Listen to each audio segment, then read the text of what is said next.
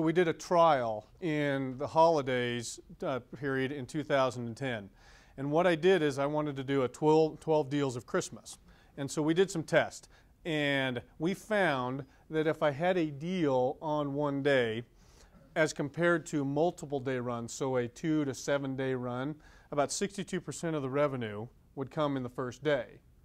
But when I kept it out there a little bit longer and let it kind of linger on the site, with no promotion, no additional email, I saw an increase of 36%, both in voucher sales and revenue. So 32 in vouchers and 36% increase over the days 2 through 7, 2 through 9. On our door, when am I going to go?